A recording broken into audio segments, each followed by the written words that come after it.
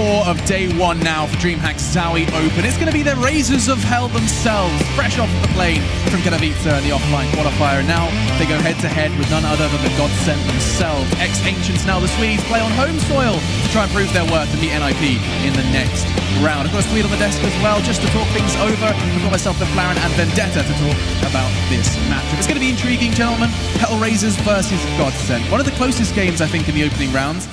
SK already blown our minds. Immortals have fallen to the lower bracket. If you did just miss it, do be sure to go and check that one back because it was a little bit of a bumpy ride on train. But now we move into our next one. Vendetta, Robin.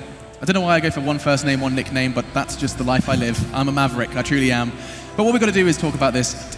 Let's expand upon Hellraisers and why we think they're going to be able to push it to GODSENT, who I have to admit are probably on a lot of people's radar as a very, very strong presence. Oh, no, absolutely. One of the reasons is Oscar.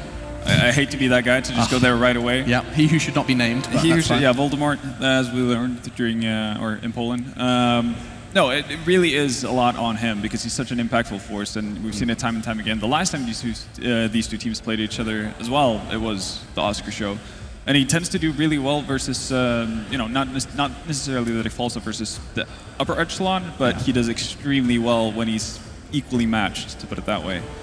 Equally matched, as in what, he struggles versus weaker opponents? Is that what you said? No, I'm thinking more like if you plays a team that's regarded as way better, has a harder time of shining or actually having the impact that actually wins them the game. But when you go up against equal or lesser opponents, then you really comes into his own. Robin, what on earth is happening in this event where all we do is talk about new players? Like literally, we've gone through, and the players to watch have always been these new bloods, these new faces to CS. What happened to the old guard winning everything? No, I mean.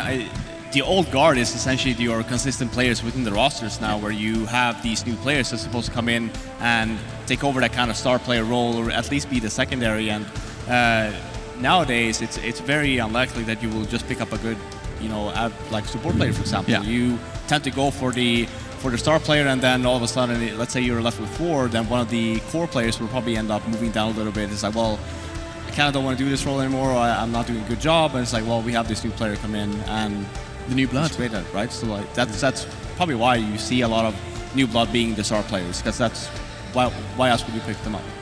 And I'm looking forward to seeing where this veto does go. You can see he's got his cute little Darth Vader book and everything. But let's not forget who he is vetoing against. Let's kind of set the scene regarding Pronax, Halvor, if you could, and if you would. Most people probably know his past in-game leader for Fnatic. I hope so. Yeah, exactly. So had a pretty legendary run with that team, and has always been regarded as one of the best in-game leaders in the game, and for good reason. Is very, very strong with his mid-round calls, is exceptional at reading his opponents and figuring out what they're doing, what kind of setups they're running, and how to abuse that. And that's what makes, pretty much this GODSENT team so interesting to watch, because a lot of people, when it was announced, obviously it's a bunch of popular players on that side, but what really makes them special is the fact that they have Pronax with them, who could potentially push them to that next level. And we'll talk about more about him after this veto is concluded, but we can kind of just play catch up and see what we are left with. Cobble and Mirage. Now, is there much to say about this veto process? We did learn a thing or two about Hellraisers over in Katowice. Well, we know that they're going to veto Train, and yes, we know that they're going to veto Overpass for the most part, unless they're playing their decider game versus flip side, when you apparently don't. For some reason. Yeah, so far pretty standard. I'm kind of surprised to see Hellraisers actually vetoing out Cash, if I'm seeing that correctly. Yes, you are. Because that's always been a really good map for Hellraisers. I would have thought that was a map where GODSENT probably would have elected to avoid playing Hellraisers. But then again, Pronax probably would have had something planned for this. We haven't seen GODSENT play in all that long. I think the last tournament was Star Ladder. So they've had some time to kind of calm down, actually practice and work on their game. So maybe Hellraisers are fearing that. I think there is a lot to be scared of over on the GODSENT side. Now, we have to remind ourselves that they came dangerously close to getting to the grand finals in Malmö. Like, they really did stick it to NIP. We saw GODSENT performing at a level that I don't think anyone really anticipated. But my question to you guys is this because they were underestimated? Is this because people didn't prep for them and now everyone, all attention on them, that's not going to happen again? Was it an anomaly, Robin, do you think? I think that if they ended up playing another opponent, I don't think it would have been that close of a series. But I think because they played NIP, which is domestic matchup, and Pronax, I mean, I don't know how many times he's played the NIP in the past, right? He knows these guys inside and out, so it's a little bit easier coming into that game, even actually into that tournament. I had GODSENT going out in groups, mainly because of their poor showing online. Right after Masters now as well, you saw they dipped down in level. They didn't even qualify for the offline qualifier for the major. So they're still not. They're very inconsistent. So yeah, sure, they did show up for that one tournament, but here as well, you have a team like Hellraisers. It's not going to be a walk in the park, and that's why we were talking about before that this is going to be probably the most interesting match that we have, except for the last two. That's going to be winner bracket, but mainly because we have no idea which GODSENT is going to show up. Yeah, and of course that is going to be answered depending on how the opponents do perform. Let's meet the Hellraisers. We talked a lot about Oscar, but there's a lot of other faces that we need to introduce to you. Of course, the young bloods, Zero and Sticko, often do get a lot of praise, and justifiably so. Then you have that backbone of Bondic and Angel. Bondic, of course, making that choice, and then, well, regretting it a little bit, leaving Flipside, moving to Hellraisers, and actually falling to the very team he left in order to lose out on that major spot. But let's walk through these names, and I mean, I feel like we talked a lot about Zero in Katowice. There was reason behind that, Halvor. Oh, absolutely. He's a very young player. I think he's 16 years old, might have turned 17. Yeah. So obviously very young and very new to the competitive scene at this kind of a level. But he's taken it in strides. He's improving, at a very rapid pace, which is always good to see. And now he's gotten into a team where he can actually benefit a lot from learning from old heads. Like, well, Bondic isn't that old, but he's been in the game for a long time, especially Angel. So it's a great opportunity for him to, potentially use this as a stepping stone for the future. Then you have Sticko as well. Sticko's probably been the second best player on Hellraisers for ever since they started playing with this lineup. And he was actually really good. He was probably the best player on Hellraisers throughout the offline qualifiers, so did better than Oscar, at least in my opinion. So he's going to be very interesting to see as an integral part of the team. Then you have the old heads, Angel and Bondic. Angel, being the in-game leader of this team, has a very unorthodox way of playing CS. I guess it's okay. Now you need to expand on this. Well, I mean, it's only one way to expand on this, Alex. I'm ready, Robin. And that is Sukablia to Rush B. Yeah. Okay, well, there you go. That's the Angel way. We are actually looking at GODSENT right now, so we'll move swiftly into them while Angel's busy rushing bomb sites. We have Powerful, Ekro, Pronax, Snyder, and Twist. Now, Robin, if you could do me the honors of walking me through these Swedes. Yeah, I mean, we were discussing Pronax.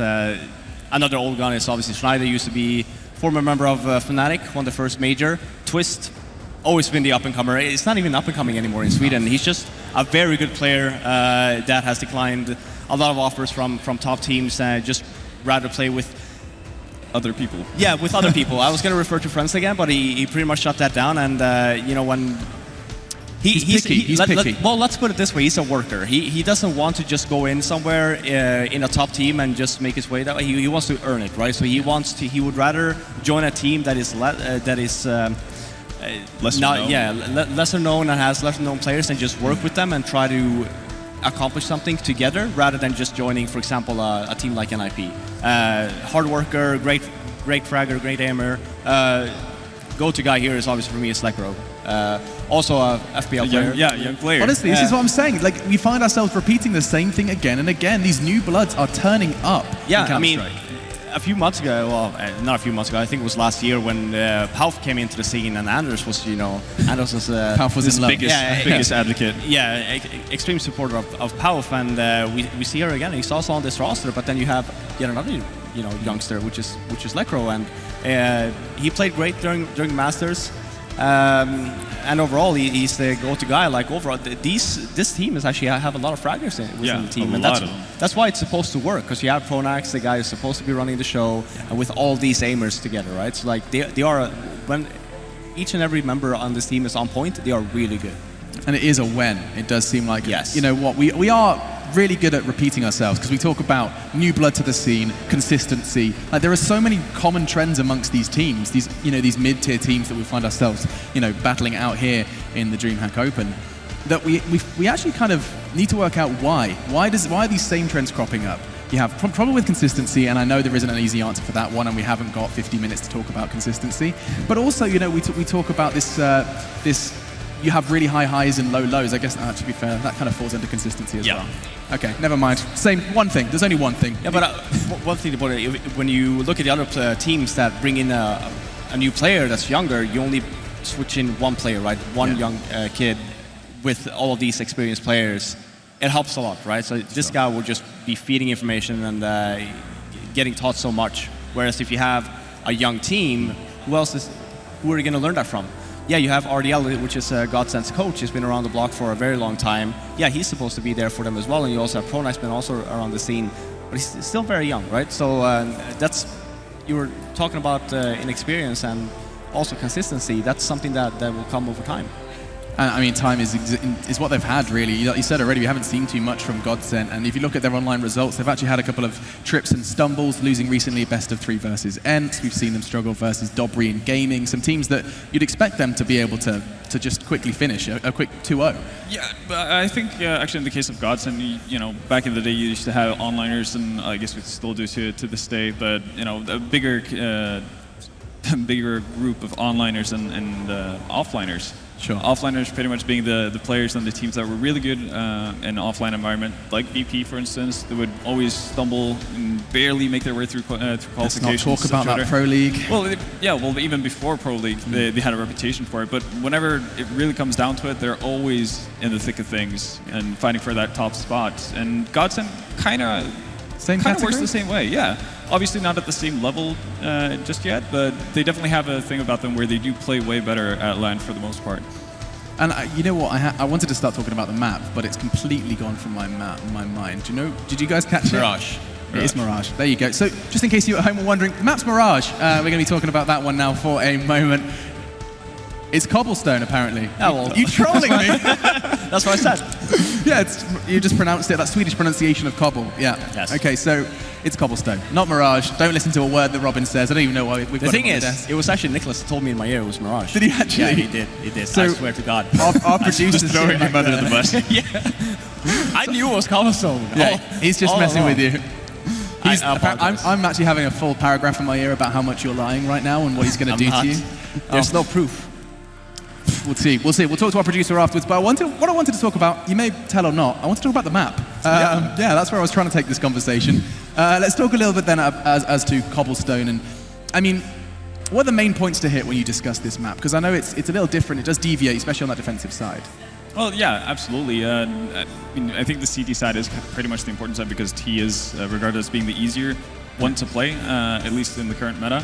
Can you explain as to why it's seen as the easier side? Well, it's simply because there's more freedom. You have so much space that you're given just by default because it's so hard for CTs to actually find information without having to potentially risk your entire life or entire round to get that kind of info to play off of. So your defenses are going to be oftentimes either you're going to have to stack towards one side, which we often see with that 4-man B defense.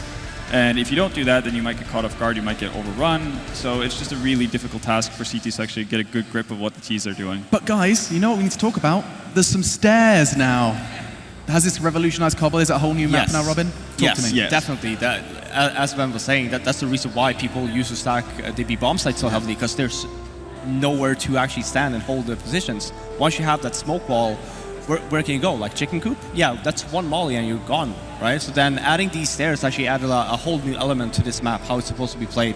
You can even have 2 players there, just playing it very aggressive, having instead of rather being Molotov away from one angle, you could just run down a little bit, keep the same angle, and then once the Molotov fades, you can run back. So with this change, it looks very slight, but it's going to be very impactful, I think, in the pro scene. I think that this map will, rather than being a heavy T-sided map, I think it's going to be a little bit more balanced now. Now, Halvor, sorry to throw you under the bus. You had a very different opinion when I asked you about these stairs. You suggested it was rather irrelevant. So let's start that discussion. See, the one thing that I'm really scared of with this change is the fact that one of the biggest strengths the Ts have had previously on the old iterations, the fact that you can have so much pace and get to that B bomb site so quickly. So the question is whether or not CTs are actually going to get it into a state where they can utilize the stairs at all. I mean, one smoke, right? That'll give them the time. Well, one smoke, yeah, sure. But if you're actually running in or running up towards the stairs and you're facing a 5-man push from the Ts where they're actually executing with smokes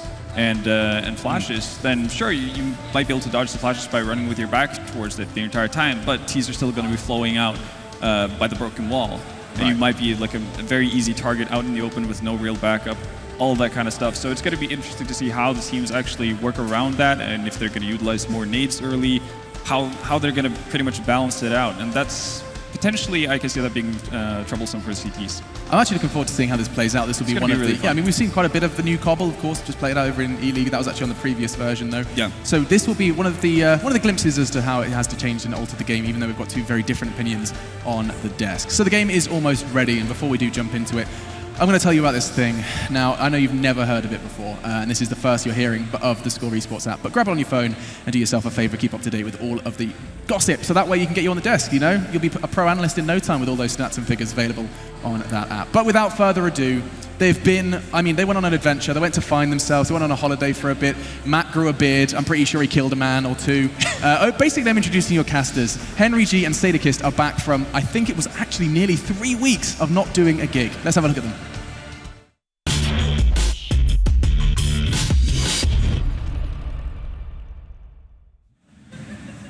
Yeah, it was about 3 weeks, and I really don't know if you can call this a beard, to be honest. I think that's a little bit too far stretched to call it a beard. It's more like someone's painted a little bit of a mustache there. The mustache is good. Maybe keep being lazy while I was at home. Well, but I was actually planning on shaving it off, and I got here, and everyone said that I should just leave it on. So I like it. It's a change. It's a change of pace and face, I think. Pace and face. Yeah. Anyway, Matt, here we go then. Hellraisers versus GODSENT on the new Cobble, no less. This is interesting. I think this is actually the inaugural time we've actually seen this at any tournament. Obviously, it was released while we had the major qualifiers going on, but it didn't get used. It was actually reverted. They used the original Cobble, and that's kind of interesting. We haven't seen GODSENT since Starladder, so this is actually the first time we've seen them in quite a while, and the first time we've ever casted this version of Cobble, so I'm really interested to see how it works out. We're going to get straight into the pistol here. We'll be Hellraisers going up against the hometown heroes GODSENT. Here we go then, ladies and gentlemen, let's make some noise. As we get into this one, Hellraisers starting on the CT side, and straight away, Sticko getting towards those steps, hunting for information. It gives the CTs a few more options here, and a few more strings to their bow in terms of holding off the terrorist standards. And you can see Sticko using it exactly how it's expected to play out, with the ability to hold the angle and just show a small portion of his head. It makes it a very tight angle for the T's to have to hit on the entrance. Think of Tarek, who sprays into that. Well, that may not be an option anymore for him. Nice shot, though, from Angel through the A site, which GODSENT choose to attack. Help. Back into him, though. That's going to open things up. Lekro's already wrapped back around the APC, and a good shot into Oscar. The two FPL success stories, if you will, and Lekro gets the first blood bomb now down. And they've got a good position to hold off these rotations, the first of which is going to be Sticko going for that full flank, and Snyder hears him the entire way. Now holding everything perfectly so far. It's going to be GODSENT taking this pistol around here. Zero goes down, just going to leave Bondic. He has got a smoke and a flashbang, but taking another 7 HP, just trying to hunt for some money here. Not going to happen. Schneider gets the final kill, and I think we're going to see a lot more A-bomb site execution of terrorists these days. I think now that we have those stairs on the platform, obviously because the CT's a lot more vision and a lot more time to actually gain some information at the start of the round. We saw that coming in, but it was the A-bomb site, that was the option there. And GODSENT take the pistol, and we'll see what kind of buy comes into the CTs. Normally on Cobble, you don't really want to overinvest in the second round. You want to make sure you have the AWP going into the first gun round. That's exactly what Hellraisers has gone for here. Just some upgraded pistols, no armor or grenades, just trying to utilize the long-range potential of the Deagles here. But we have got two MAC-10s for GODSENT. That's got in the hands of Pronax and Twist, just slowing things down, holding up in the standard, seeing if there is any aggression coming in from the CTs right now. Holding up very tight angle, just Twist, smoking off, very smart and intelligent play here. Taking out every sort of risk possible as he makes his way towards danger. The one thing I will say that the interesting thing about the stairwell position does mean that the CTs, more than likely, a lot of teams don't commit a far player toward that platform. It's going to be more encouraging for them to do so, which may in turn weaken drop for a few teams' defaults on this CT side. So there's going to be an adjustment period, and we are seeing a bit of a stack toward the top of job early in this round. First blood still, though, going to go the way of Lekro, and they'll readdress things over toward the A position with Oscar, the only one pushed up right now to try and establish some presence on the map and get information. He's going to have a support system rotating over, but Twist is here. SMD spotted. Oscar now has the information, and smartly he's just going to Molotov this off and not reface as Bond puts himself in a decent position. Rapid out though, already up the ramp. This is going to give them the A site once more. They just need to isolate these players and take them down, and that's exactly what they're trying to do. Quite a good opportunity right now, Hellraisers, by rotating away. It's going to allow the B players better position. Oscar managing one. Bondic's going to close out on Twist. So watch the fact that the rotation from Zero, he's undetected and already made his way to the balcony. Well then, we have got 3 pistols remaining for Hellraisers. We have managed to pick up a couple of frags so far, but Oscar drops in the hands of Lekro, and that's going to be the round going in favour of GODSENT here. Bomb has been planted, and now it's just a case of trying to salvage anything they possibly can at the CTs. It's not going to happen as Zero gets taken down. Just going to be Bonding now. He has got the MAC-10 in hand, but not much HP to work with, 30 to be exact, and he has got the CZ in hand as well. If he can save this, or even just get 1 kill to get that extra $600, that helps boost their accounts going into that first gun round. He's just going to be holding up in danger here, and rightly so, GODSENT sticking together. They don't really need to go too crazy in terms of the hunt. We do have one player making a lot of footsteps here. It's going to be Pronax, but he does get out unscathed here. Now, the upgrade. He'll take up an AK-47. So that works out pretty well for Bondik. Stays alive, they get a couple of kills, and an AK-47 can be very impactful on a map like Cobble. We said we've got those new steps now. Go for that early bit of information, go for the first frag, see if they can make something happen with the AK. So still options going into this one. Well, guns. Still not a possibility, but the AK for Bondik does encourage a bit more of a force buy around him, as Angel's going to have the CZ-75. That's with Zero and Oscar back onto the Deagle. We'll see a bit more aggression onto B early. Still no push toward the platform. Bondik's in the position, and there's the Molotov that we expect to be thrown a lot more. So it does actually mean more utility has to be expelled, but this one AK, it starts it off well. He's gone down to Pronax, but Angel's followed it up with a kill of his own. Back and traded as GODSENT bring this to threes. Just already inside the drop room, good positioning on the back of that flash from his teammate. He's going to walk out, take down Stick, no turns back, finds Angel. He's building up that economy, goes down eventually to Oscar.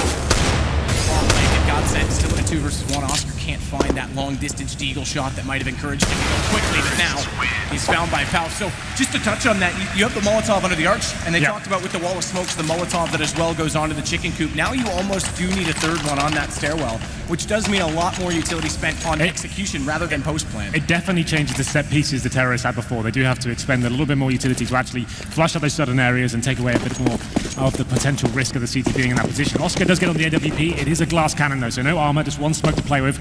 We'll see whether he goes to the first pick here. He's going towards long A. Doesn't look like if he goes super aggressive here. Just holds up towards danger, and it's a B focus attacking from the terrorists. Going to be pushing for the smoke. That's Lekro going in first. Looks at that first kill towards the steps. No CT presence there for now, but Flashbang comes in. They will need to be going for the face here. They can see the CTs are positioning themselves accordingly, seeing if they can take him out here, but not really finding anything just yet. And look how different it is from Lekro as well. We talk about guys like Simple that get on this balcony, have how all the angles in their favor. He no longer can just walk out and pick into the site. He has to clear those positions. They managed to do it with Zero going down at the hands of Schneider. Now Lekro can finally open up and turn toward the inner site, but Twist gets down drop again. This time the M4s, but they're going to get caught out. Down goes Oscar rotating over, and they're immediately in front. Good turn back from Bondik, but he's left in a 1-on-3. Blast, he's already going to fade away from this. Concedes the round, bomb down, a minute to play with, and he's going to go for the AWP instead. You can see how it changes the terrorist mentality when working out the platform before. One smoke was enough just to give you enough freedom to go for those initial picks. Now you can see it's a little bit more cagey. He knows there's a lot more risk potential going on there, but it's the terrorists that make it work there. A simple play, exchanging frags effectively, and it's a clean sweep onto the bomb site there. And it's going to be 4-0 in favor of GODSENT. Bondik, once again, he's saving. He does pick up the AWP, so trying to stay alive. I think Schneider can definitely justify going for the hunt here. Oscar not having any impact to this round. He was glass cannon, just taken out pretty much instantaneously when they came onto the site, and now the hunt is on. Schneider looking for this kill, taking down the 8 HP. Bondik, I think they're aware of his position as well. Just trying to hold on for dear life. I don't think he'll be saving this one. Let's see what he can do. Hey, they're going to get in behind, but they're not going to be close enough to push it. Smoke is good. Oh, okay. He did get him. Schneider got him in the last second. There it is. That's a big kill to get as well. We talk about the AK having potential when you save it, but I don't know, that can open up games, and especially a map like Cobble, you can go for those initial picks and actually make something happen just with pistols. So that's a massive kill there to finish things off. GODSENT now aware they're going up against a pretty much full eco here. Just some upgraded pistols, Deagles, CZs, and you can see that's reflected in Schneider's buy. He just goes to the Mac 10 here, and he'll be able to clear up. He can be the reconnaissance player going in first, not giving too much away if he drops. There's not much of a stack coming in for the CTs. They've got 3 players towards long A, not focusing towards B, which is the common mentality. Oscar with the Deagle, looking for this first shot. That's showing quite a lot of aggression towards long A, getting some good information, but the problem is you can see GODSENT in such a passive hold right now. This is the standard default they'll run when they know they're up against the pistols. Looking to see if there is going to be any pushes or any sort of risk factor coming in. Good headshot onto Twist, takes him down to 6 HP early. Oscar on 87, the only one to take damage on this CT side right now. As Bondik fades away just a bit, goes back toward the danger position instead, so he can actually play a little bit closer to Zero, who is out toward long. Molotov down, flash to follow up. Schneider just inching closer to this edge, trying to get down the drop position, and Sticko makes his presence known, but fades away from it. Can't find the shot at Schneider and doesn't want to overextend himself, but he's got problems because Angel going down on the B platform on the entry means that he's now left in the open in between. He actually manages still to do decent damage onto Schneider, but Pauf's going to come around and take down Oscar after Sticko had already fallen. It's just Zero and Bondic, and another round looking to go to GODSENT quite convincingly. Yeah, pretty standard and textbook round there for GODSENT, going for the standard at the start, working out what kind of threats are available, and then grouping up and making sure they're trading frags. And although Hellraisers did a lot of damage, not finding a single kill there, I think GODSENT know they don't need to go on the hunt whatsoever. It's not worth the risk. Just hold up, exit together, and make sure anyone that does get dropped is replied straight away. Zero and Bondic now holding towards those B halls and hoping that something comes in their favor. It looks like GODSENT will be exiting through the connector though, so this is perfect. An actual very clean round there coming in from the Swedes, 5-0. And we said this type of platform change may make things a little bit more favourable towards the CTs, balance out the map a little bit, which was getting very T-sided. So far, not the case. It's GODSENT going up, a very healthy lead here, 5-0. And we'll see what kind of money coming into the next round. It's going to be maximum loss bonus for Hellraisers now, so $3,400 going into their accounts next. So definitely can get the AWP. Oscar's going to have $5,600, so you won't have the best buy, but definitely can get that orc in hand. And we'll see whether we can start to have any impact here. The buy comes in. Yeah, and this is Oscar Double actually orc. got that. Yeah, they Zero bought and dropped one. Okay. So he had the most amount of money on the team. Right now, by the way, Sticko yet to find a kill. In my opinion, the double up setup in Cobble is one of the worst maps to actually run that setup, especially when you have so much set piece potential of wall of smokes that can come in. It can make things very difficult indeed. Okay, so Sticko's... No, he's gone through drop room to be faster. He peeled off. He's been playing on the stairwell. I'm curious to see if they try and set up an op in that newer position. Wow. And he is going to run boost to the position as well, and it works out. He gets the quad. The collateral, excuse me, but a brilliant play. I just finished saying he hadn't got a kill yet. He goes to the AWP and brilliantly finds two. GODSENT finally on a disadvantage here. Two players left. It's just Pronax and Twist. Wow, that was incredibly stylish. I am very impressed with that. The run boost comes in, and you know what, he gets a collateral, why not? 5-on-2, Pronax and Twist trying to rectify something in this round. Still plenty of time to work with here, but definitely don't have the numbers to work with. Twist is holding up towards long A, hoping someone walks into his crosshair. Teammates actually on the other side of the map. Potentially try and split towards the A side here. You can see Pronax smoking in. He'll try and jump through that and see whether he can catch his CT out of position here. Still, a lot of work to do here to even get themselves back into this. A really good result for Hellraisers. We doubted this double setup, but you can't argue with those results. Yeah, especially when it's that stylish. That was a really cool play. As Pronax finds one into Bondic. That's the kind of play, if you screw that up, it looks really embarrassing. Like if you don't even land on the platform, you end up getting made into hell, but Pronax still trying to do something with this round. He gets 2 frags here, 1-on-3, 30 seconds to play with, still has the bomb in hand as well, so still options, still has full HP in the smoke. Time is dwindling. We'll see what the next play is. Max through that smoke does actually get inside of the site. I think Sticko may have just seen him and holds the angle. More importantly, could also relay the information, but now it goes to 5-1. Hellraisers off the back of that. Yeah, even though Pronax probably couldn't win that round, every kill he could possibly get is very valuable for GODSENT. It's keep grinding away, war of attrition, taking down the resources of Hellraisers, and going forward, if they do manage to get a reset, it will to hurt them so badly. So this is the big round up for Hellraisers. As I said, losing this one will take them down to the loss bonus of $1,400. They're still on that double AWP setup here. We'll see if they go for anything more aggressive at the start of the round. It's the best way to open things up, of course. Oscar will be towards long A in that danger area. Oh, they're going to do it again. They're going to do it again. There it is. Run boost up. Stick goes there. Smoke out this time won't have the vision. And they haven't seen that actually from the run perspective. Does spot the boost up. Palp gets the shot nonetheless. You have to wonder, did he come up the stairs? Did they think he got there that fast? Like, do they know exactly how that's coming at them? It's almost not worth doing the run boost if you get the strokes there in the first place. You obviously don't have the vision. You might as well take the stairs route regardless. But anyway, it's going to be Pronax picking up the second kill. Almost giving it away, Hellraisers, at the moment. That's 2 going down, 5-on-3. Someone needs to make something happen. There needs to be a reaction here. Someone needs to be finding a frag. You see Oscar taking a bit of a gamble, leaving A completely open at this stage. He's making his way back towards Connector, trying to back up his teammates. He needs to make something happen here, but this is the wrong call. You can see GODSENT actually making their way back towards the A site. Oscar's already getting a little bit of an inkling here. He can still recover this round. He definitely is the sort of player you'd want holding a site by himself, especially with the AWP. So much presence with this weapon. Going to be getting vision any second now of the terrorists. They sneak by him in mid-doors, but here comes the most important shot. Hits it, of course, taking down Twist. Bondic gets to fall back off this as well and rotate back into the B site, but they've done well again. Oscar to find Pronax. That'll slow down the push slightly. A Zero already making his presence known from the barrel, so he's not going to play the surprise. He's going to help Oscar instead get out into a better position. Another kill, 4 total for him, but it still comes down to the one-on-one, and Bondic is the one that stands against Schneider. The 9 HP. And bomb not planted, dropped inside of the site. He's got to cross over just to get toward it. In fact, it's behind the van, which actually favors Bondic even further, because he has to expose himself and get aggressive, and Bondic's seen him jumping down. He's got the angle held, but he misses the shot. That's a big miss. Schneider only has 9 HP. It's an Fumbling. AWP as well. He's going to have a chance to try and get a shot up close to him. But Bondic, he's lost this. Schneider goes right to him. Was he trying to get on the bomb site there and he couldn't do it, so he got 3 seconds going for the kill and somehow hits a godlike shot from that by the APC. You can see the look of disappointment on Hellraiser's face. Oscar in the 5-on-3 finds 4 kills, but apparently that's not even enough. It was unbelievably well played from him, and the team can't finish things off. 6-1, there's the reset. It will be a forced buy from the TTs this round. Going all in. Famous, pistols, just Oscar saving a little bit of cash here. He's got 1,800 residual, but still, that's a huge round for Schneider to bring in favor of GODSENT. 6-1, and a crushing state of affair. Well, even more so, that is the reset. It was a 1-on-1, and it was a very winnable situation with 9 HP, and Bondic just misses those shots. He spots him on the APC. He knows exactly where he is. He sees a lane, 1 bullet, 7 HP. How is he not landing that one? Shocking scenes. Well, it is going to be Zero that's bought up onto a FAMAS to try and do something of this. Angel this time out toward the stairwell, and they boosted Zero at the tree, so this position's still going to be one that's effective. On the enter to cancel out GODSENT. We've seen how slow GODSENT have to try and be to clear those angles. You have to wonder if that tree position actually may be even more viable and how slow they play it. This is exact what we've seen GODSENT so far. Holding up in the standard, making their way back towards B. This time they're a little bit more well-equipped Hellraisers on the eco. I guess it's the force, but it's still just pistols and 1 FAMAS. No kits available, needs to be finding his frags. Zero with the rifle in hand. He's boosted up on the tree, could do something with this. And that tank comes in first, and Sticker just gets absolutely destroyed down the drop-down area. The FAMAS can't do much. He gets taken down as well. Angel won't find 1 kill with the 5-7. That looks like he'll all in find as he exits back to the other side.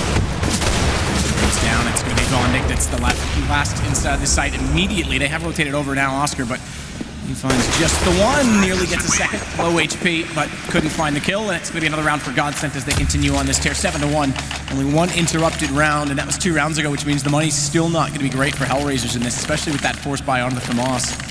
Oscar leads the way, but full save perhaps to try and get him onto an AWP sooner. Yeah, once again, that's going to have to be the case here. GODSENT in a fantastic position once again. Schneider can keep the Mac 10. Doing some very strong work there. He's currently on 10 frags and 4 deaths. Same with Pronax as well. Good performances from those guys so far. It's going to be Twist on the AWP. Twist is an interesting character.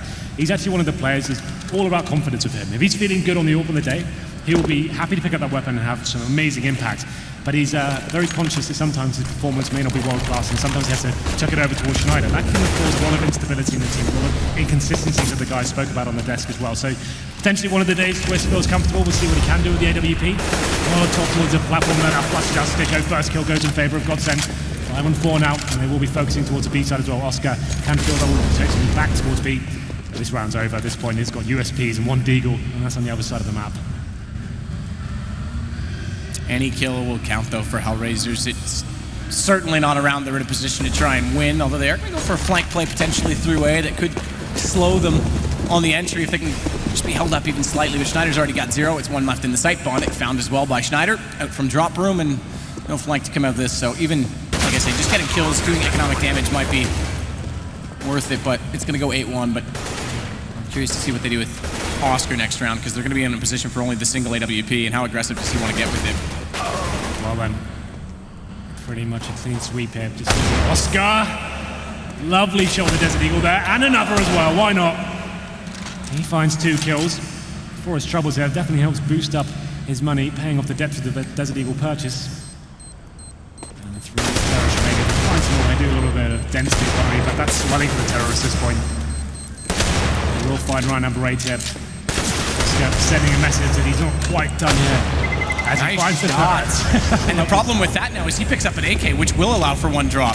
So if they had tried to hold him in connector, which they did, he would have gone down with the bomb let grow more than happily if he could have held him away from that gun, but this starts to change the buy slightly. I think as soon as they knew where he was, just exit out towards that platform. He only had a Deagle, make sure he can't pick up the fallen weapons, and they would have been fine, but they give 3 away. Doesn't dent them too badly, but it's given the CTs a much stronger buy with that AK drop. Oscar back on towards the AWP, not a double this time. The only round they've won so far was with that collateral kill from the run boost from Sticko. It's going to be 4 rifles this time though. And it's round number 10. Another default from GODSENT. You can see Twist towards the top middle there with the AWP. Rest of his teammates, so heavy B pressure. Bomb's still down towards B also, so just trying to work a pick. Has worked out very favourably for him so far. Just going to wait for the challenges to come. Schneider finds the shot. Onto Bondic. So once again, they start off well, and Schneider's continuing on this there. He's down from drop room. He's won that battle every single time, it seems, and another 2 kills. As he walks toward the B site, he's already got control of the connection as well, and they're just going to save this early. Angel, Zero, importantly the AWP as well on Oscar, they're all bailing away. This is getting pretty devastating now for Hellraisers. This is the best of 1. You go straight to the lower bracket.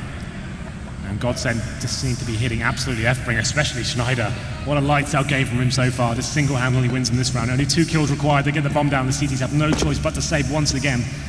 Oscar does manage to save the AWP, but he's had little impact so far. He's playing that A-side solo, and maybe it's a bit of a play here from GODSENT to stay away from the danger man. Work a pick towards B, stick together, and just don't allow him an inch. So the Angel finding 1 kill on the exit there towards Palf. That's pretty much all they'll get now. As a terrorist. No, they don't really want to give too much away. If they can find some kills with the CTs, that'd be great, but it's a very difficult map to hunt down these CT players. So many angles, so many towers, so many tight positions they can be hiding in. There it is, 9-1. This is running away from Hellraisers now.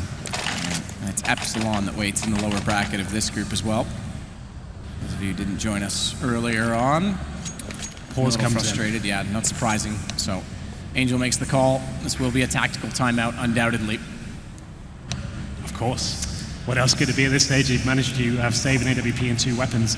They can drop a couple more rifles, but they need to work out what's going to work here. At this point, they're just losing every single exchange before the execution is coming from GODSENT here. They're actually giving frags away quite willingly, I have to say. It seems like the actual steps mentality of the CTV to move forward help is actually a little bit of a curse for Hellraisers. They're facing it a lot of the time. Again, their head's blown off by the superior aim of GODSENT. Right now, it seems like the firepower is heavily in their favor. They still have the AWP on Oscar. We saw what he can do with it. You remember that round where he got 4 kills and they still can't close out the rounds? It's so devastating to the morale of the team going forward. They can't get into this game so far. The round they did win and get completely reset after. The money was just complete disarray. But a chance there. We know a lot of teams after the pauses can get back into it. It's definitely not over at this point. If they can come back and get a 10-5, even a 9-6 would be amazing, but obviously that's a bit of a fast stretch. It's still a chance to play with. Obviously with the map of these changes, a lot of teams not used to holding it as CT. You don't really have much information on how these teams are actually approaching these situations now. There's not any demos available. Like we said, it's the first tournament, or first largely, I'm sure we've had some online games on it, but the fact it's the first big tournament we've seen these teams actually play. This version of the map is kind of interesting. Anything I'm worried about, Matt, seeing as we've taken this break, we haven't casted Nuke yet, and we've still got that to come. Are you worried about that at all? In what sense? That we haven't ever casted it? Oh, I'm not worried about it. I mean, the calls are not that much different. There's just a few more cluttered areas. I mean, the catwalk obviously wraps and extends around the outer position, but I'm not worried per se on that. I'm a little worried about the balance of the map still, considering we're getting closer and closer, 3 weeks now from Cologne, and it hasn't had enough playtest, I don't think. I've never casted that map in my casting career, so you're gonna have You've to played it though. I played it tons of times, but this is my casting career. That's fine. You have to hold me. That's fine. I'm used to that. Anyway, we get back into this one. Round number 11. It's going to be Hellraisers investing back in this round. It's pretty healthy by as well. They have the incendiaries, the smokes to play with, and of course the AWP and Oscar. He's changing his mentality, not playing A by himself. He's actually coming over to the big site, seeing if he can find his first pick, using those stairs to his favor. A little smoke to give him some positional control here. It's coming in. And Terrace over a little boost. What a shot there! Palf opening things up, takes down Oscar. It was the change of setup there, and the boost works out perfectly. Second time they've hit that boost as well. Sticko on the second run boost. The second attempt with the AWP was found in that exact position, and it's he that will try and resume duties on holding off this choke point from the stairwell. He's going to get a little more aggressive with this AWP and immediately pre-aims onto that box, but they've gone. They've already found their kill in the spray through. His head must have just been showing enough. They nearly get the shot on him. He's on to 17 HP. And down drop once more. Schneider already in position. It's Bondic who has to hold this against both Schneider and Pronax. Smoked off from the window. The focus now goes onto the rock. And Sticko and Zero inching closer. Smoke will allow Zero to cross back in behind the statue. And they're boosting back up right now on GODSENT's side, so they may change the play out of this. They may not commit because Schneider has the bomb back inside of the tunnels now. This is so disciplined from GODSENT. They have a huge advantage here, but this is what we're talking about with Pronax. He's very good at the mid-round calls and reading situations. He knows it'll be a high-risk factor to just bundle into the B-side right now. Wait for the CT reaction to come in, see if he can get some sort of read as to what they may be doing, and work together and refrag effectively. Zero now, he knows he has got no control of the situation whatsoever. They're hoping they can find a kill to this window area here. Not going to happen. Bondic has pushed out of position, but Zero does find a kill. It's something to work with here, but instantly answered back. There it is, that's what I'm talking about. And it's going to be a 4-on-2. And once again, the CTs have to say this is just not working out. This time, Oscar goes towards the upper platform. He's looking for that first kill, but GODSENT got the read under the boost over the smoke that's completely railed him. It's Palf that found that opening kill, and the round just fell apart at that point. Schneider, 10 rounds in, now the 11th, has 15 kills. Most of them have come from that drop position. Again, he just seems to win that duel every single time. And a save for both Angel and Bondic as we head to round 12, and again, the money for them is desperate. They won't be in the same position this time to drop quite so easily. Bondic's only got 200, so... Well, they get the maximum loss bonus once again after this round, so if they can save 2 rifles, it'd be quite tempting to maybe go into some shotguns. They can't really afford to allow this to keep building up here, so we'll see what they've got available. So Bondic with 3,600, Angel 46, so definitely can drop. There will be a buy coming in here. You have the option to get an AWP as well, $0, $6,200, exactly what will happen. So a max 7 coming out on Sticko, AWP once again on Oscar. And he's the only one really fragging so far. It doesn't feel like he's had any superior impact though. He's just had that one explosive round. They didn't even win with the 4 frags and 8. Not really much to report apart from that. But the AWP comes out once again. Let's see where he decides to go. I think he'll be towards the B side once again, which it will be. Maybe focusing his efforts towards drop down this time. As we have the shotgun and stick over again towards the platform, could be very dangerous indeed in the right hands. The Patcher come to mind, always seem to find 1 or 2 kills in this position. Another standard from GODSENT. It's feeding out the situation, seeing what kind of buy they're up against, whether there is an AWP available for the CT10, and it looks like a boost coming in. This is high risk for sure. Very high risk. I'm not sure why they're doing it at that stage of the round.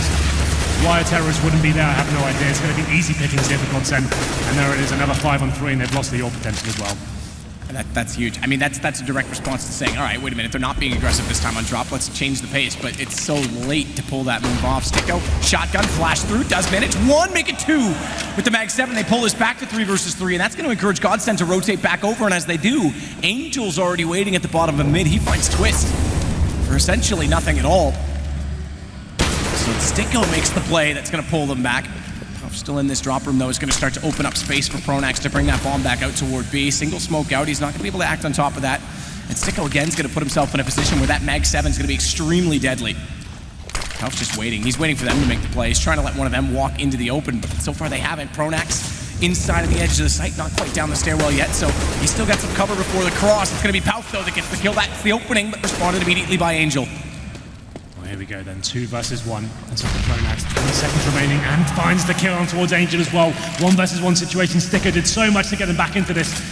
Can Bondic close it out and give Hellraisers their second round? The interesting thing as well, look at Pronax. He's going to get aggressive, not even go for the play, then he's going to pull it off as well. But interesting to see him from a terrorist perspective use that stairwell, because he had the cover, he could control the angle instead of committing to the site and formerly having just in behind the tree to play with. It gives him a lot more options, and you saw him catch the player off a drop so easily with it. It's a very good point. It means you can actually get onto the bomb site silently as well, have a lot more vision of the situation going on instead of dropping down from the broken wall area. It's a big play from Pronax and gives GODSENT their 11th round there. Sticko trying so desperately to get them back into after losing those first 2 frags. It's the double AWP setup once again, the setup that got them their 1 and only round. Let's see whether it can deliver the same sort of magic here. As we go into round number 13, it's another standard from GODSENT, working the picks, getting that drop down area, which has been so promising in it every single time they find that opening kill. Double AWPs of Oscar and Sticko. He's going to be holding back towards the B bomb site here. Oscar in the long A area. So maybe a next set piece coming in here. They're going to take over, drop down once again. Flashbang coming from the CTs. That will hold them off for now, but at this point it's just bleeding out the CTs. They know the money's not fantastic. Get rid of any utility they may have available. You can see the terrorists still have 3 smokes, molotovs, flashbangs. They're in a great position so far. Just need to negate these AWPs. And with Twist getting this information along as well, this could be a really nice round from GODSENT. Let's see if he spots this boost in the corner, though, as Angel posted and waiting. Problem is, Angel's by himself. Oh, definitely saw a gun barrel.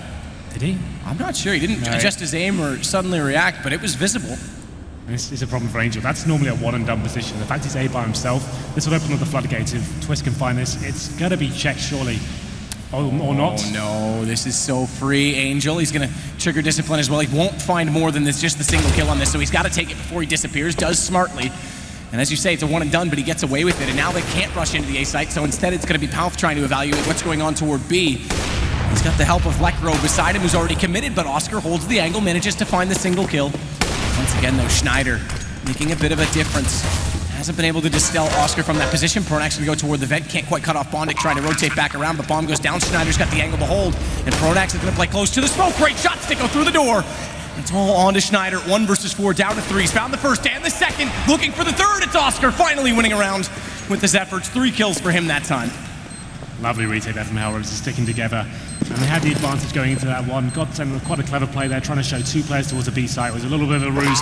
The bomb was making its way towards A. They do manage to pick up the defending player on that site, but the retake's strong, the double AWP survives, and it's Oscar finding 3 kills once again to give Hellraisers their second round here. It's not quite enough yet, they definitely need the last 2 here to even have a fighting chance here on Cobble, but we'll see what they can do in round number 14. Almost certainly going to be a buy here for GODSENT. Tons of cash to play with. And Pronax does have the option to get the AWP. Hasn't bought just yet, just got a Glock in hand.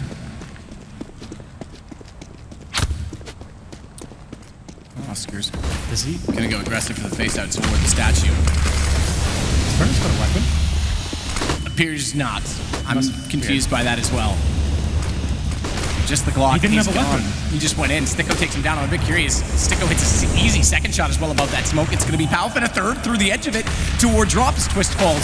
Sticko's going insane finally inside of that site. They will take him down. Wall of smoke's out. Now it's back to the old style Cobblestone play where Hellraisers are limited to their own site. No one at Chicken Coop. They're going to take over that position, but Angel pushes through. It's down to just Schneider once more. He gets the first kill. He's 10 HP. Information gathered as they push in. Single AWP left up for Oscar Bondic. Hasn't exactly had his most impressive game, does have the M4, and they're trying to figure out exactly where Schneider's gone, but getting toward that Chicken Coop is going to limit the angle. We spotted him. Oh, it's not Bondic. 10 HP, that time he does hit the shot. And there it is.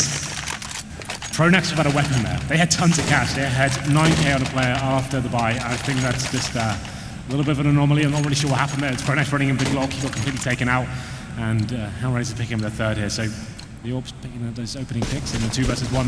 Doesn't work out for Schneider. He picks up a kill, but that's all he will get. So Hellraisers looking very strong here to get the final round. No AWP on GODSENT. They do have 5 AKs and a full arsenal of grenades as well. Let's see what they can do with this round. Could be a B focus attack this time. This holding towards middle.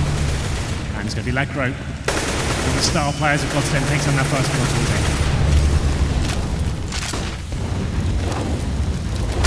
Max trying to cover off the angle with Schneider, but Twist goes down at the hands of Oscar. So that pulls things back immediately, gives the CTs a much better chance of trying to limit. And they are going to push out right now with Oscar on the AWP toward the B tunnel. So he's just going to hold the angle and make sure they can't rotate back. He's got enough information on that A site to allow his team to send the other 3 players comfortably onto the B site. This is such a dream scenario for the terrorist team here. You get the first kill, you get control of drop down, you can actually smoke off towards connector and Molotov towards Chicken Coop. That opens up so many options there. That's the big thing in Pronax's position because he times it perfectly. 0 down. He'll turn back and try and catch off the rotation. Does allow Bondic into the site, but Lekro easily able to pick up the shot on him and Oscar now. Round 15, he'll go for it. 1 versus 3, AWP, bomb down. Good nade damage onto Schneider, but he doesn't need to reface this. And the smoke out would allowed for the cross. Good shot on the hold from Lekro, and it goes to 12 rounds in the favor of the Swedes. Yeah, very difficult half of the Hellraisers. We're speculating whether this new update would allow the CTs to have more control of that platform area, but it seemed more of a curse for Hellraisers. They're tempted almost every single round to try and go for that first pick and utilize it. We saw some impressive run boosts coming in, but that's pretty much all that worked out in their favor. Every single time, GODSENT going into that area, the boost over the smoke working fantastically for them. Great drop-down control as well, and just general very good discipline as well. The mid-round calls are impeccable. It's Pronax controlling them even when they have the first pick. They're not bundling to the bomb sites and making sure they're articulate and kind of controlling situations perfectly, waiting for the CT reactions to come in. So very impressed. Like we said, we haven't seen GODSENT since Star Ladder, but so far they've seen that they've been doing their homework. Very good half of them so far. Schneider, after 15 rounds, he drops 21 kills. Been very influential in a lot of the gun rounds here. Pronax as well, some big clutches and some very important moments for him as well. So very good start here in the tournament for GODSENT. Hellraisers have a lot of work to do. It goes without saying they need the pistol round here. Hellraisers up against the ropes. We'll see what kind of buy comes in when their terrorists start. So there's smoke for Sticko, 2 flashbangs, and I assume the rest of his teammates will be going in with the armor buys. There they are. So this suggests it'll be a very simple play, maybe smoking off towards connector on aim, going in with the flashbangs, or you could do a similar play towards drop down, smoking off one area, and forcing the way into the bomb site in that manner. We'll see what they decide to do there. So hold at the bottom and middle from Pronax. If anyone pushes that direction, Sticko's going to rotate back over. It looks like A will be the intention. Micro inside of this danger position as well. If he gets information, can play off of Pronax, but at the same time, if they push down long right now, he's going to be trapped in there and have to fight his way toward his teammate just to get out, just to escape this position, and they are already rounding the corner toward Hay Bales. Lekro's trapped in. Pronax, he's not going to peek this. He's just going to wait. Lekro's going to have to fight alone. He's got 1 kill. He tries to go for the knife, and Oscar finally has enough of that. Pronax never moved on this, so they may not check this corner. They do. Good spot by Zero on the way through, and Out of ammo is Schneider. He gets taken down by Angel. Oscar's going to cross over, cover the door. Good shot as well on Pauf, and bomb's already in position to be planted against Twist. As 4 Hellraisers players still alive in the site. Yeah, it's actually a very A-focused setup there from the CTs. Normally see a stack towards the B site. They actually had the manpower to challenge Hellraisers there, but this couldn't land the shots. We saw Lekro struggling, managed to take that one, but it wasn't enough, and the crossfire coming in towards him didn't work out with Pronax. But here we go then, Twist. Let's come out the balcony, finds someone towards Sticko. Not going to be enough though, as Zero takes him down. That's a much-needed pistol going in favor of Hellraisers here, so still some signs of life. Not out of this one just yet.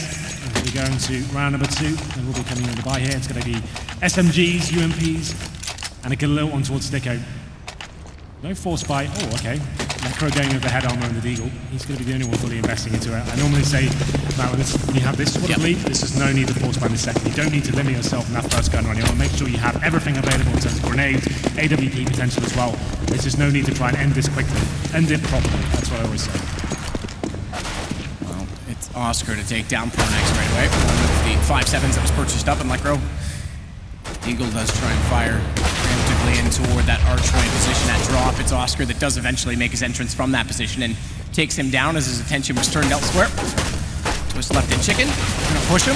Takes some damage, Sticko, but still able to hold on. Just a slight bit of damage, 17 lost, but it's Pauf. Far, far away from the action. Not likely to even find a kill in a gun as they would attempt to try and do. Interesting open plant as well. Suggests they want to try and hunt through the connector. Yeah. Find this last player with the SMGs especially. Yeah, at this point it's a pretty clean round here for Hellraisers, not dropping a single player. It's not even worth the hunt at this point. They know he hasn't got a gun. They're the only ones who've got something to lose here. So he does find a kill and gets a kill, for example. It's really not worth it here. Obviously you get the $600 for the terrorists. That's great. This one, like exactly like this. Okay, Pauf doesn't land the shot, but how do you find that kill and got a UMP and save there? Could have opened up some options there for the CTs, but they managed to hold him off. Hellraisers looking stronger here in the second half. It's only 2 rounds so far, but it's definitely going to help going forward. They have 3 UMPs now, Mac 10 on Bondek, and just Sticko with that only rifle here. So some danger potential still. We just see PT-50s coming out for GODSENT.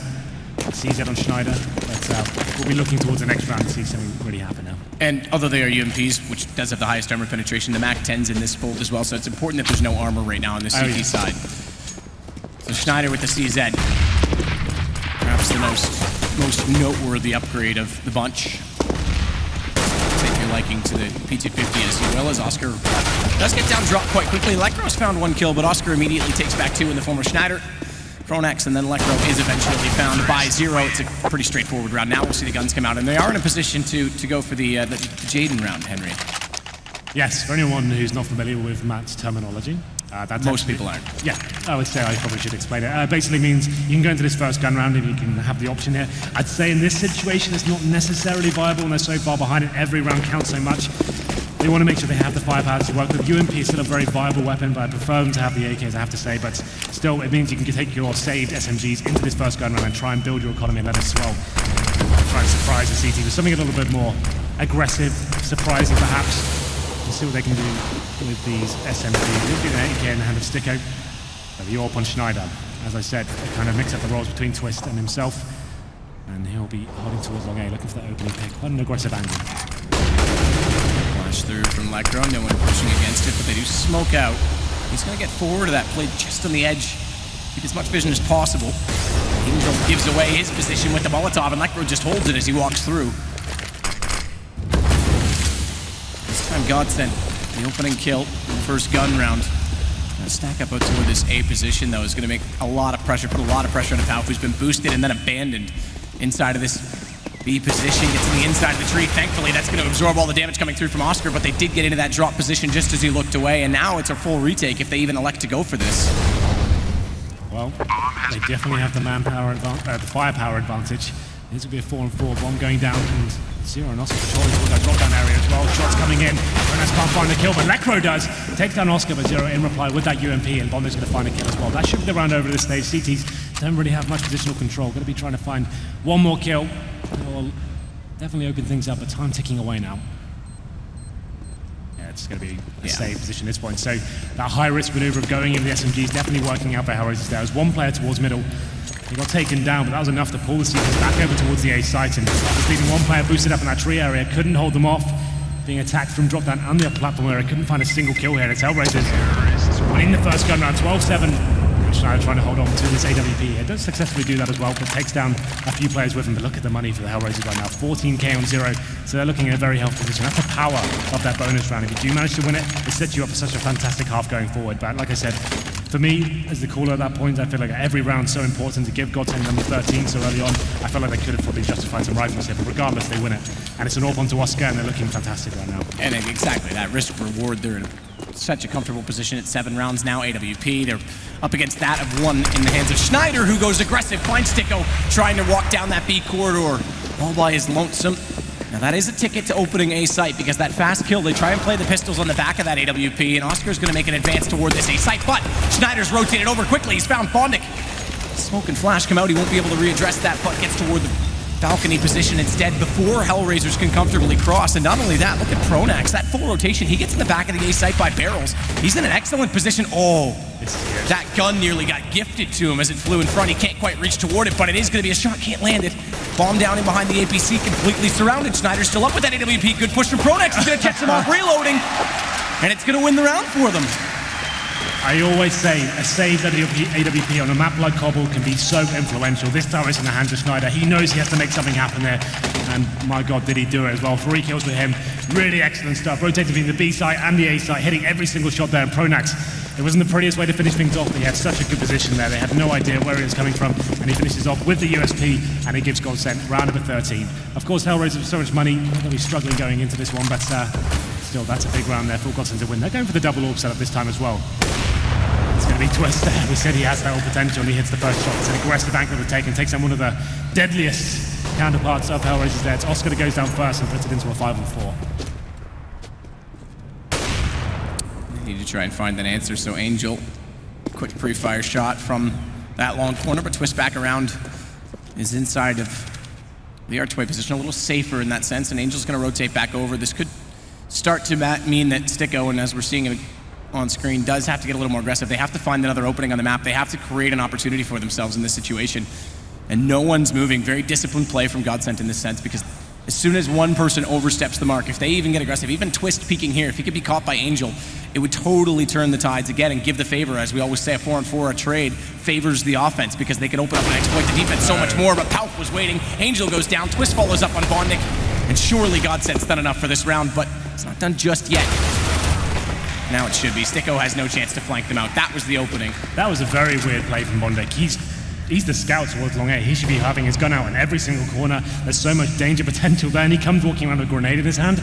He gets punished for that, and it's going to be a clean sweep of the GODSENT. Finding run number 14 to what looked like a great start here for Hellraisers, which it was, is slowly dwindling away. 25 kills now for Schneider. Fantastic performance from him so far. And the money as well. I mean, you mentioned it. Zero was up to 14K on the third round of this, or excuse me, the fourth, going into the fourth round of this half, and he's already down. He's still in a reasonable position compared to his teammates, but the rest of them are already down to a position where they aren't going to have much to work with at all. In fact, $200 on Oscar right now. Well, if Zero can save his weapons, he has 5,600 cash left in reserve after this round, so he can drop and they can go for Tech 9s. It's going to be such a ballsy call that I think they have to do at this point. You can see GODSENT 1 round away from map points here, and indeed match points, best of 1. And the force comes in, so we've got a couple of AKs, make it 3 now, a Tech 9 and a UMP on Bondic. And it's going to be right against the ropes now for Hellraisers, feeling the pressure here, and GODSENT in a very comfortable position indeed. Going aggressive towards middle, I think that's obviously going to be one of the AWPs. Neo-style smoke towards the mid doors, look at that first pick towards the rocks area, but it's going to be a V-pronged attack here from the terrorists, looking to control the upper platform there. Micro's the one with the angle. They're not playing it aggressively toward that stairwell. It's more of an old school. This is the passive setup inside of that B site. First shot goes against them, but Pronax does compensate for it. Now he's holding this drop. Remember, that was a massive issue for Hellraisers' defense. So the wall of smokes works there. It's the old school strategy to get them in toward the site, get the bomb down, but just from that hold from Pronax, it's going to mean the retake and the potential for ground inside of the site for Hellraisers, or excuse me, from GODSENT is so much greater. I like how he's got Hell Slayers in his name. It does throw me off a little bit, but that's exactly what they're going to do right now as Angel. He drops, quick boost comes out. It's Bondic on the flank, flashed out though. Can't find the angle. Yes, he does. Pronax down. He's got it down to just 2 players remaining. It's 11 HP. They're defusing the bomb already, and Twist, well, he solves the issue. Bondig does everything he can in that situation, but it's just a stretch too far. The bomb's out of position, and we've got 2 CDs to find as well. Great play from Twister to see there to finish things off, and what looked like a promising start there from Hellraisers. Finding the first pick was quickly rectified by GODSENT, and they managed to get themselves 2 match points here, 15-7. The timeout's already been used by Hellraisers. They got the bomb down, so they managed to get somewhat of a buy here. Oscar with the auto shot on the T side. I'm not too convinced by that. And they've got Galil's and AKs, not much utility, so this could be it at this point. It looks like a promising second half from Hellraisers. Fading away now as we go into round number 23. Will be another B-side attack. Looking for the early picks here is going to be Echo boosting up to that tree area. And the auto shotgun can't find anything. Pronax takes him down. Again, just the ability to hold that drop room. It's a stark contrast to what we saw. Good play out. Hauff tries to get behind Angel. Gives himself up, but still manages to land the shot. Snyder finding stick out. It's the beginning to the end. Remember, it's Epsilon that's already in the lower bracket of this group that it seems, if things continue in this round, that Hellraisers will have to go against. Zero does at least manage to get one back, but good shot from Twist. Didn't spot Bondik crossing over as well, though, because he had to retreat from the shot, but he gets him nonetheless. 16-7. Hellraisers looking strong again on home soil. GODSENT, you mean? GODSENT, yes, I've done that a few times. God, hell, it's all, hyperbole. I know what you mean. But yes, they're looking very formidable there. That's a really clinical performance from them. 12-3 in the first half on the T side. We were wondering what Cobble held and was going to hold until first. The fact we have these changes and we can see we have forward advantage here, but GODSENT threw that out. And Snyder especially locked things down there time and time again. That T side performance again was something special. And the Hellraisers never really arrived in the game. You think that the rounds they only really want was that collateral kill from Sticker to actually get them into the game. It was quite scrappy rounds after that. They got the last 2. But GODSENT didn't look like they were going to lose that game at any second. The second half was a little bit more promising for Hellraisers, but still just never really got going on the gun rounds. And it's Hellraisers that will be dropping down to the lower bracket to me, Epsilon. And I'm a bit confused as well from Pronax's perspective. We always talk about how smart he is as an in-game leader. He's quite clever and usually quite quick to catch on to new trends. Yeah. I'm curious to talk to him about what he thinks about this stairwell, because we saw very clearly on their T side, they were Molotoving it, they were checking it, they slowed the pace down. Lekro didn't just rush in to play that open angle that we often see people on the entry. I bring Simple to mind, but Nitro as well. To shoot into the site, they cleared everything. They were very methodical about it. But yet on their CT side, they just pretended it didn't exist. They still focused on the drop room, which I wonder if there's something in that. For me, it's not as impactful of the changes we might have thought, because like you said, one Molotov, that flushes the CT out of that position. And that stage, he has to reposition himself back to one of the more standard positions we're used to seeing. It's just one Molotov that does that right. Even a smoke will do that and have the same effect. So it's not had the same impact I really thought it would with that steps area. Really didn't really see anyone lighting it up at all there. It was actually GODSENT waiting for Hellraisers to try and use it and boosting up the smoke, and every single time finding the kill. And that was a problem for Hellraisers. I feel like they're giving away that initial kill far too easily. They weren't even allowing the executes to come into the side. Well, it's definitely the first of the interesting change on the map. We'll have to see how it plays out over time. Smix is standing by on the stage with the winners, GODSENT. Thank you very much, Sadakist. Congratulations. I believe a lot of people actually went into this match thinking it would be a closer series, but you guys proved that that wasn't the case. It was actually one of the more dominant scores we saw today, 16-7. So, I mean, it just seems everything was working out for you guys, Pau. Yeah, we just executed everything we trained perfectly, and just worked. I don't know. When people were looking at GODSENT, I know that you guys had that explosive start at Malmo, where you guys got top 4 at an event stacked with top tier teams. But then it's been a little bit underwhelming since, especially at the minor, people thought it would be easy for you guys, but you guys finished 5th, 6th. So what do you think has been the journey for you guys? Do you think it's sort of growing pains? Yeah, absolutely. We had like a honeymoon at DreamHack Mama. Where everyone just was on fire. It was a new team. We just had faith in everyone, and then we had a slump, and hopefully we'll try to get out of it, and it's on a good path right now. So obviously with every slump, I'm sure as a team, you guys are just trying to figure out what to pinpoint, to work on and improve. So specifically speaking, can you elaborate a little bit more on what you guys have been working on? We're just like generally team play, to play together and don't go on the hero missions and stuff like that, to just be a team, because that's what we've been lacking, I think. Well, your next matchup is going to be NIP, and that match was absolutely spectacular when we witnessed the semifinals at Malmo. So again, we are on Swedish soil once again. You guys are both Swedish teams. Again, it's a rematch. What are your thoughts on that matchup? really want to beat them. That's the only thought I have. All right, then. Well, congratulations again, Pav. Of course, they will be moving on to play the Ninjas in Pajamas later today, so stay tuned. Thanks very much. So you can see Palf just, it's always, we call it the eSports answer, but it is just sometimes you don't actually know what happened. You don't know where that success came from. Like, well, I mean, we just kind of played the game and it turned out we won. Like sometimes there's not too much to say, and maybe not from Palf anyway. Maybe Pronax would be an interesting voice to be heard after a match like that, and whether or not he did much preparation coming into that. Anyway, gents, let's talk about it. I say gents, of course, with Flaren and Vendetta hanging out. Went for nicknames this time. Yeah, keep it. Thank you. Just like to mix it up. Isn't that right, Robin and Halvor? There you go. Yeah, keeping it exciting. Right, let's talk about it. It's Cobblestone, not Mirage. Let's try and understand. Didn't seem like Steps kind of came into it that much, Robin. Let's kind of go back to that point. Henry just said it's just one Molotov. Yeah, I mean, you can say that about a lot of positions, though. It's one Molotov, right? Chicken coop. It's one Molotov. Yeah. Here, at least, if you do get Molotov away, you can get at least back up towards the site. You can always go back. That you saw there in certain retake situations as well, and the clutch situations. One thing that the stairs bring to that table as well is that you can easily come up to the plat again. Whereas before, you couldn't really do that. So it gives you more options in that sense as well. But yes, we didn't really see it that much this game. I feel like, as I think it was Matt or even Henry that said it as well, GODSENT were just waiting for him there. They knew the steps were there. He jumped up the box, he smoked it off, and then it was just insta-kill or either a leg shot, and then all of a sudden Hellraisers just in deficit. On top of that, GODSENT did a really good job in the drop zone on their T side, just abusing that fact that, hey, they can't hold it, let's just take it over. We don't have to do anything with it. As long as we have it, we can go B, we can go A. Yeah. We have so many options, right? So I feel like GODSENT came in with a really good game plan here.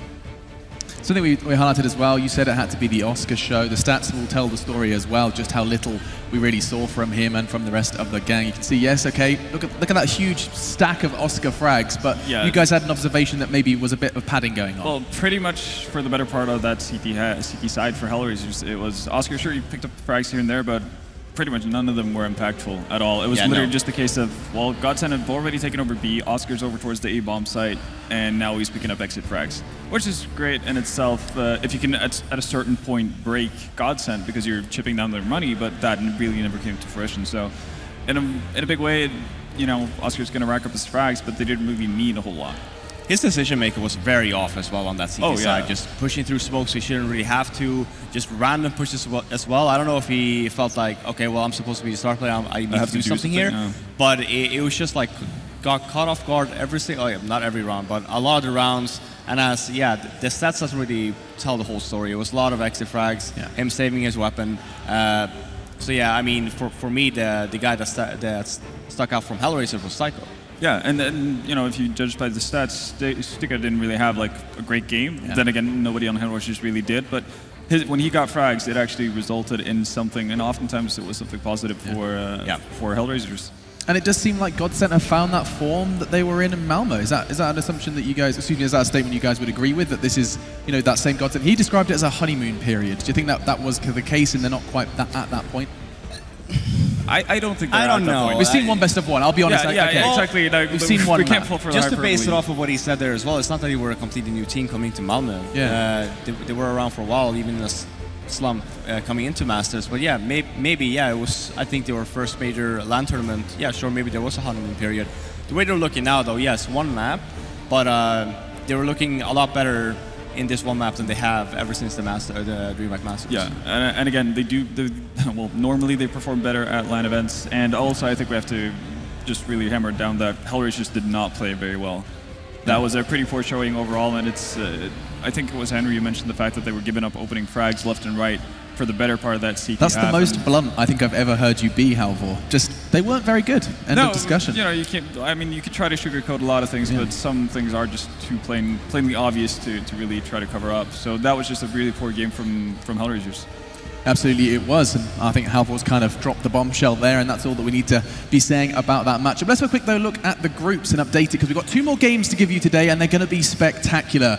We're here live in Jönköping, Sweden, and we're going to be seeing a Swedish affair. We see NIP versus GODSENT. That's going to be coming up in just a moment. But before that, we actually take a trip to Denmark, where we'll be seeing Astralis versus SK Gaming. 2 domestic rivalries going to be duked out on the stage in about 20 or so minutes time. In fact, 20 minutes time, exactly. So you guys, take a break, put your feet up, make a cup of tea. I don't know if you have tea where you are, but please just try and make some, and we'll be back very shortly with your next game. And just before you go, I can see you're about to go make that tea. There's a real cool application that you can install while you drink your tea. It's called the Score eSports application. What you do is just while you're scrolling, you know, you're enjoying the application because it's great and everything, you sip on your tea. That's the best plug I can do, I'm sorry. Check it out though, guys. Do be sure to check out the app, and we're going to take a quick break. When we come back, it will be Astralis versus SK, the two Danes battling it out to get one step closer to $100,000. Stay tuned.